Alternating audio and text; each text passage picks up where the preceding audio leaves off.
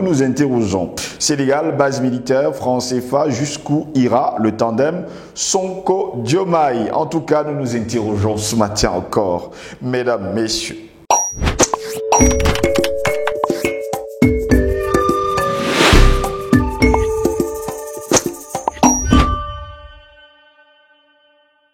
Mesdames, Messieurs, bonjour. Très heureux de vous retrouver sur Panafricaniste TV, la chaîne de télévision des panafricanistes. C'est votre chaîne de télévision qui vous apporte le meilleur de l'information. Bienvenue à toutes et à tous à cette édition de Parole panafricaniste. Une question Sénégal, base militaire, franc CFA. Jusqu'où ira le tandem Sonko-Diomaye? Eh bien, rappelons qu'on parle là-bas de la fermeture prochaine de toutes les bases militaires étrangères. C'est ce qu'on fait comprendre d'ailleurs. Le Premier ministre sénégalais Ousmane Sonko a confirmé vendredi dernier la décision de fermer toutes les bases militaires étrangères dans le pays. Il a indiqué lors de son discours de politique générale au Parlement que cette décision reflétait la détermination de Dakar de renforcer la souveraineté nationale et de réorienter la politique de défense du pays. Eh bien, selon le Premier ministre Sonko, le Premier ministre du Sénégal, le Premier ministre a fait savoir que la décision avait été prise à l'initiative du président Bassirou Diomaye Faye, qui a déjà évoqué ce sujet il y a quelques jours. Le Sénégal aborde 3 sites militaires français où sont déployés près de 300 soldats. Le président sénégalais Bassirou Diomaye Faye avait indiqué auparavant, dans un entretien donné le jeudi du 28 novembre dernier à des médias français, que Paris allait devoir fermer ses bases militaires dans son pays, préconisant que le Sénégal est un pays indépendant et que la souveraineté ne s'accommode pas de la présence de bases militaires. Seulement, il y a un autre sujet à l'ordre du jour par lequel les Africains attendent de Sonko et Diomaye Faye au tournant, c'est le sujet du franc CFA. Vraiment, lors de leur lutte politique, ils en parlaient encore, mais jusqu'à preuve de contraire, depuis qu'ils sont arrivés au pouvoir, ils n'en parlent plus. Voilà pourquoi nous nous interrogeons, jusqu'où iront-ils? Oui, Sonko et surtout Diomaye Faye. Pour répondre à nos questions, nous sommes avec Albert Anatolaïsi, journaliste d'investigation et surtout directeur de publication du journal Le Cactus. Albert Anatolaïsi, bonjour, bienvenue à vous. Bonjour à vous, Steve Jodelangos. Je salue mes co-combattants. Je dis bonjour à l'Afrique ainsi qu'au monde.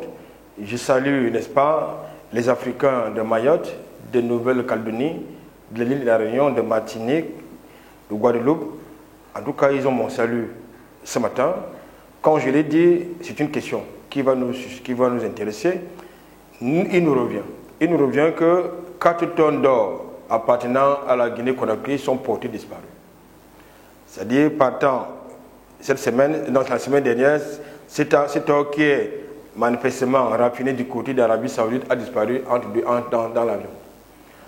Ça devient donc intéressant. Et ce qui pose, de notre point de vue, la problématique de la nationalisation des exploitations de nos matières premières. Parce que si cet or était raffiné en Guinée-Conakry, il ne serait pas porté disparu. 4 tonnes d'or qui disparaissent dans un avion, il faut le faire. Ça fait partie également des ambiguïtés africaines. Merci pour l'invitation. 4000 kg d'or dans un avion et qui ont disparu. Ça me rappelle une belle histoire en 1994 lors de la Coupe du Monde de football qui se déroulait aux États-Unis d'Amérique. On me faisait comprendre qu'il y a une mallette qui a disparu entre 2 avions. Allez savoir justement, Albert Anatole, ici, ce qui se passe. 4000 tonnes d'or, vous n'allez pas me dire quand même que c'est comme un grand téléphone au milieu de la cour. Eh bien, Sénégal, base militaire, franc CFA, jusqu'où ira le tandem Sonko-Diomaye Faye, Albert Anatolaïsi? Écoutez, après 2 renvois, après 2 reports, si vous voulez, finalement, le Premier ministre sénégalais a tenu face à la chambre basse du Parlement sénégalais, le 27 décembre dernier, son discours de politique générale. Oui. Je ne veux pas revenir sur les questions liées à la politique interne. Ce qui nous intéresse, ce sont les annonces faites en ce qui concerne la politique étrangère, la politique étrangère. Et sur la politique étrangère, il y a 3 problématiques qui nous intéressent. La première problématique, ça concerne, vous l'avez évoqué, la question sur les bases militaires étrangères, notamment les bases françaises. Je crois qu'il a réitéré cela, qu'il est effectivement, il faut démanteler ces bases-là, parce que justement, ça menace la souveraineté du Sénégal, et c'est incompatible justement avec cette dynamique de souveraineté. Je crois qu'il s'agit d'une annonce forte qui a suscité, qui a permis au Premier ministre sénégalais, n'est-ce pas, d'avoir un standing ovation, n'est-ce pas, des députés de la chambre basse du Parlement sénégalais, où le PASTEF est pratiquement majoritaire. La seconde chose qui nous intéresse dans ces diverses annonces, c'est la question du franc CFA. Lors de la campagne présidentielle sénégalaise, le tandem Diomaye Faye et Sonko, qui sont présentés comme étant les candidats de la rupture et qui ont proclamé leur panafricanisme de gauche, ont annoncé sortie du franc CFA. Je crois que les documents existent dans ce sens. Face aux députés sénégalais, le 27 décembre dernier, il a nuancé son débat sur cette question. Désormais, il n'est plus question de sortir du franc CFA parce que selon lui, le Sénégal appartient dans la même communauté monétaire et financière qui s'appelle l'UEMOA, et il serait dangereux pour le Sénégal de sortir du franc CFA. En lieu et place de la sortie du franc CFA, le Premier ministre sénégalais a proposé une réforme du franc CFA en écho. Pour ce faire, il a missionné le président de l'Assemblée nationale, qui est un militant du PASTEF, parti au pouvoir, justement de rechercher justement les réformes engagées en 2018 dans le sens justement de permettre au franc CFA de changer de dénomination, de permettre à l'État sénégalais justement d'éviter, de mettre un terme à la centralisation des réserves d'échange de l'UEMOA qui sont domiciliées au Trésor français, de procéder rapidement à la fermeture du compte d'opération. Du moins, ça fait partie des grandes annonces de procéder à l'ouverture, n'est-ce pas, à la fermeture du compte d'opération, et surtout que le Trésor français rapatrie les avoirs qui se trouvent dans le compte, n'est-ce pas, de l'État sénégalais de ce côté. Voilà les grandes annonces sur la question du franc CFA, M. Steve Zelongos, qui ont été faites le 27 décembre dernier par le Premier ministre sénégalais, Ousmane Sonko. Bien évidemment, ça nous déçoit, parce qu'il est question, nous savons que le franc CFA, ce n'est pas la monnaie des pays qui l'utilisent. Et que la plupart des pays qui utilisent cette monnaie permettent à la France de gagner pas moins de 500 milliards de francs CFA chaque année.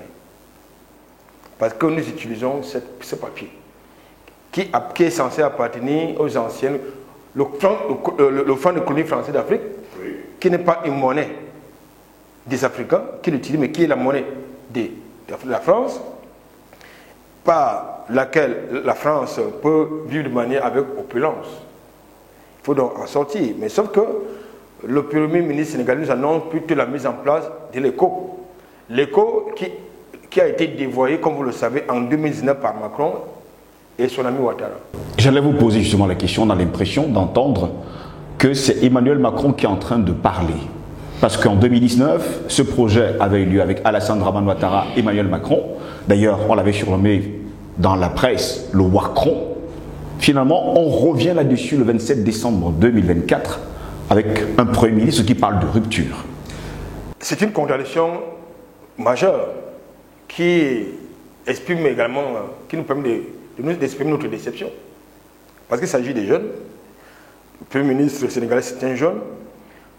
Le président de la République du Sénégal, c'est un jeune. Donc ils comprennent mieux que vous, autant que vous et moi, l'urgence de passer à autre chose, de sortir du franc CFA, de créer autre chose à la place, que de s'y maintenir. Parce que ce n'est pas ça que nous demandons, la réforme du franc CFA, il ne s'agit pas de ça. Il s'agit de faire autre chose d'avoir une autre monnaie que le franc CFA et qui ne sera plus imprimée en France.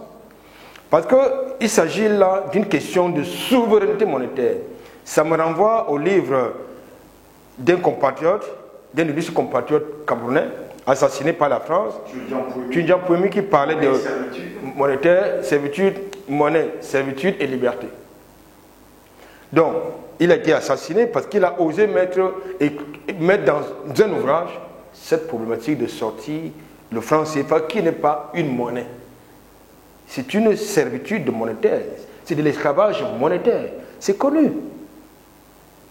Donc, que les nouveaux dirigeants sénégalais nous fassent une telle annonce, ça ne pose problème. Le troisième élément qui a retiré mon attention, en tout cas notre attention, après les questions liées aux bases militaires étrangères, après le franc CFA, c'est également la question liée, n'est-ce pas, à l'immigration. Je crois également, en ce qui concerne la réciprocité, question de réciprocité, en matière de revente des visas, c'est ça qui est la question. Je crois qu'aujourd'hui, c'est important également, comme j'ai l'habitude de le dire, les relations internationales sont fondées sur le principe de réciprocité. La France décide de ne plus vous octroyer les visas, vous le faites, vous pratiquez la même chose. Les États-Unis décident de ne plus octroyer des visas à vos compatriotes, vous pratiquez la même chose. C'est aussi clair que ça. Donc c'est important. Maintenant, il est engagé dans un autre chantier qui concerne, de notre point de vue, la politique intérieure du Sénégal notamment, soumettre, n'est-ce pas, au Parlement sénégalais un projet de loi qui va annuler le projet de loi sur l'amnistie, n'est-ce pas, qui avait été promulgué par Macky Sall dans le contexte des événements de 2021 et 2024, c'est-à-dire tous ces Sénégalais qui ont été morts, qui ont été tués par la répression de Macky Sall, entre autres. Donc, il est question ici de proposer une loi qui va justement décadenasser la loi d'amnistie pour permettre à ce que des poursuites pénales soient engagées contre les auteurs de ces événements, liés à ces événements-là, parmi lesquels l'ancien président sénégalais. Ça concerne, n'est-ce pas, la politique interne, n'est-ce pas, au Sénégal. Mais ce qui nous intéresse, ce sont les questions géopolitiques que nous avons tout à l'heure évoquées. Donc, c'est une déception. En ce qui concerne notamment la position du gouvernement sénégalais sur le franc CFA. Il n'était pas question d'une réforme du franc CFA pour aller vers l'éco qui a été dévoyé par Ouattara et Macron. Il était question de sortir carrément du franc CFA pour trouver une monnaie alternative. Malheureusement, c'est autre chose qu'on nous annonce. Je reviens justement en 2020, Albert Anatola ici. Le projet de loi entérinant la fin du franc CFA avait été adopté le mercredi 20 mai 2020 par le Conseil des ministres du gouvernement français. C'est un texte qui était très attendu d'ailleurs par les pays de l'Union monétaire ouest-africaine. Il faut quand même dire que le texte adopté en Conseil des ministres valide la transformation du franc CFA qui deviendra plus tard l'éco. On a l'impression finalement que c'est sur ça que surfe aujourd'hui le gouvernement sénégalais. Malheureusement, vous y arrivez finalement. C'est-à-dire que vous dites exactement ce qu'il ne voulait pas dire pour ne pas justement provoquer l'ire de nos compatriotes.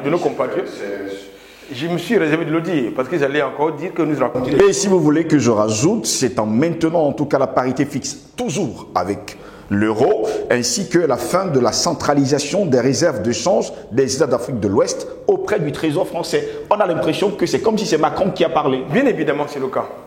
C'est exactement le cas. Donc, ça veut tout simplement dire que M. Sonko reprend c'est-à-dire la même trajectoire de souveraineté monétaire telle que présentée par le Parlement français.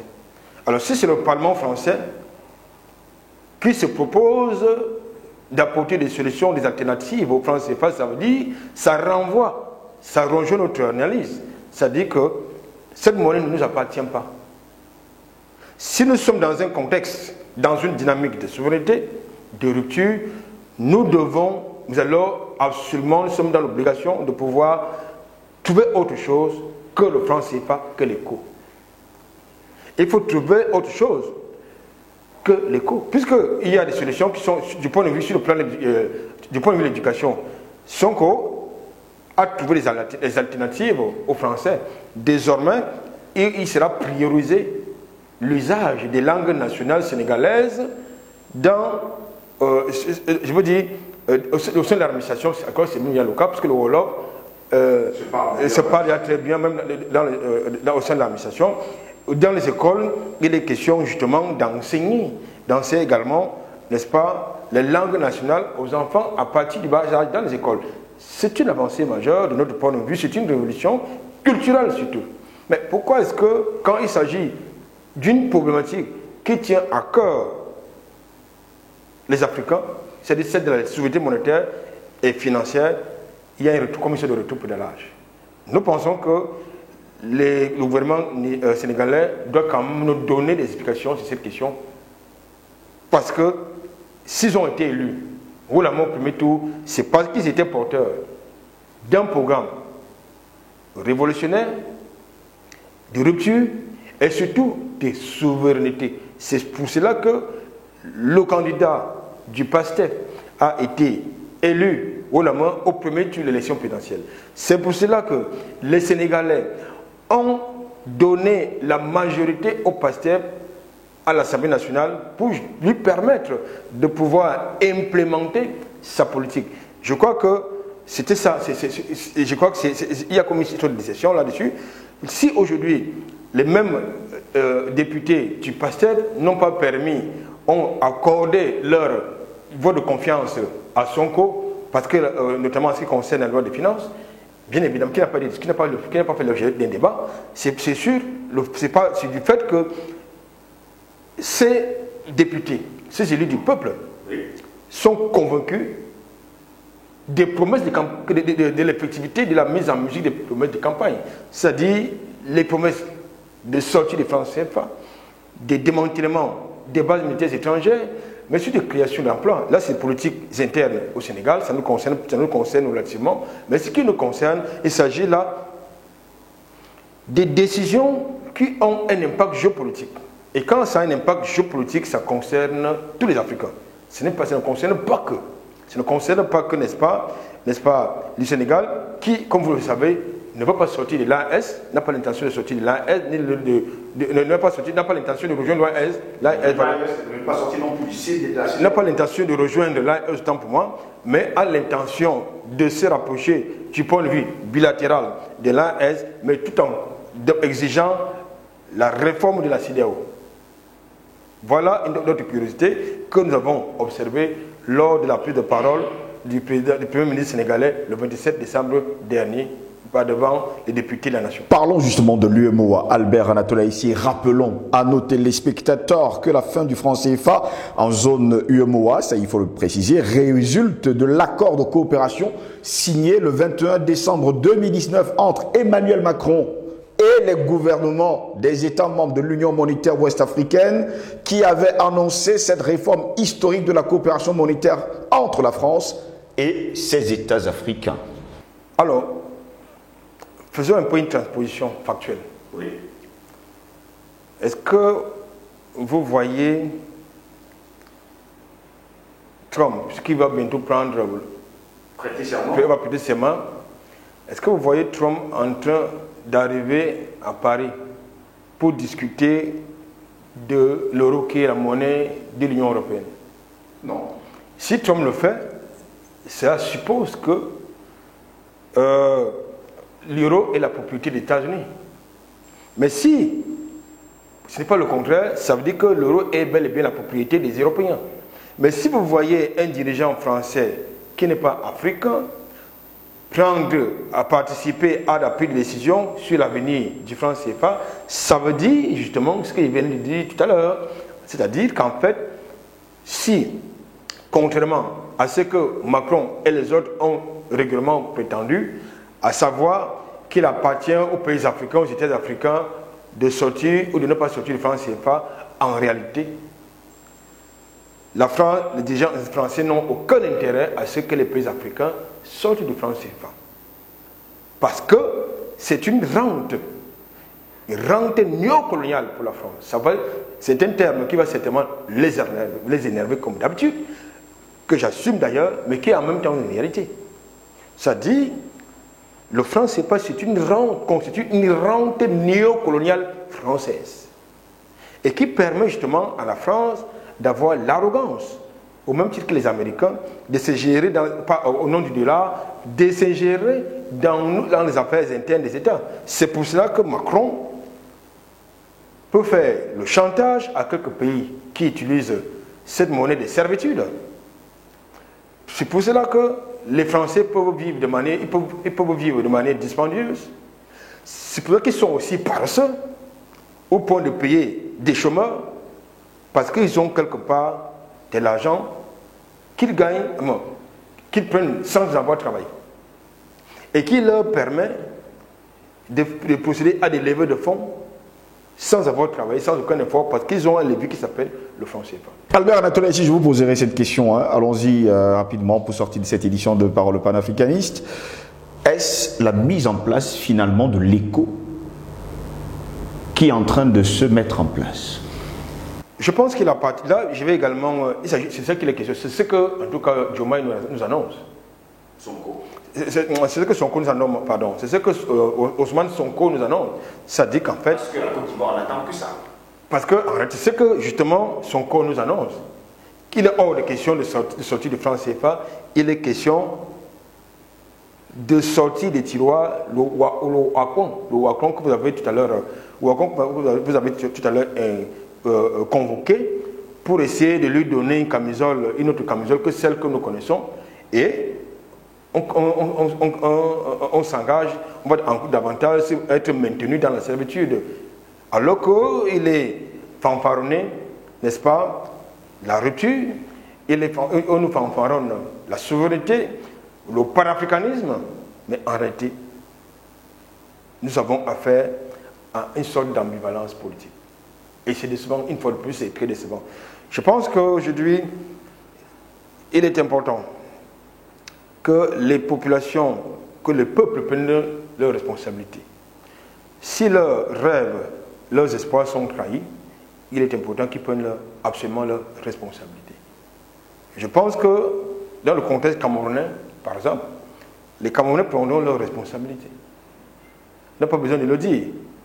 Il y a une masse silencieuse, majorité d'ailleurs, qui observe, mais quel moment venu prendra absolument ses responsabilités. Parce que la dernière personne, le dernier mot, si vous voulez, le dernier mot revient à qui? Le dernier mot revient au peuple. Et le peuple est souverain. Merci d'avoir été des nôtres. Merci.